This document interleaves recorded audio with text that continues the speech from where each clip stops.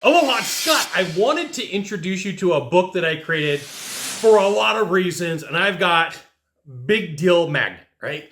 I spent a lot of time figuring out what would be the path for someone to become a deal maker. How do you become a deal maker?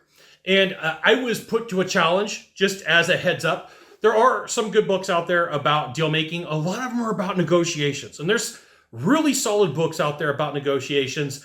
What I did was I started with the path of, like, if I wanted to become a deal maker, what would I need to do? What would I need to do to be a deal maker? So over 430 pages in this book, I put together the path starting from the beginning all the way to the end. Now, I will share with you, this was probably 3 times harder to write this book than what I thought. I had to write it as kind of a text, but kind of outline at the same time. Otherwise, it would have been about 600 pages. And the reason that I share this with you is super importante. I have been told by numerous deal makers, Scott, it's impossible to teach somebody how to be a deal maker. You just got to do it. And I was like, hey, wait a minute, time out. I was a corporate sales trainer for 10 years.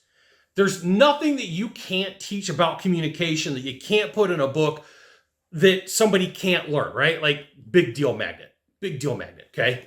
There's virtually nothing that you can't teach from a book plus experience. So there are 50 chapters in this book that start all the way down here and move all the way up for pretty much anything and everything that you would need to be a deal maker or to get your feet wet into deal making minus negotiation. Now, there's a reason why I left negotiation out, because once again, there are a lot of good books on that, and it would have been a 700 or 800 page book had I would have put this topic in. That could be a standalone topic by itself. But what most people don't understand is, if we're going to start here, the negotiation part is all the way at the top, right? There's putting the deal together. There's funding the deal. There's how you think about the deal. There's ways that you're going to... Negotiation is cool. Don't get me wrong. You need it absolutely to be a deal maker. You absolutely need negotiation to be a deal maker. But what are the steps? What's the formula for you to get there before?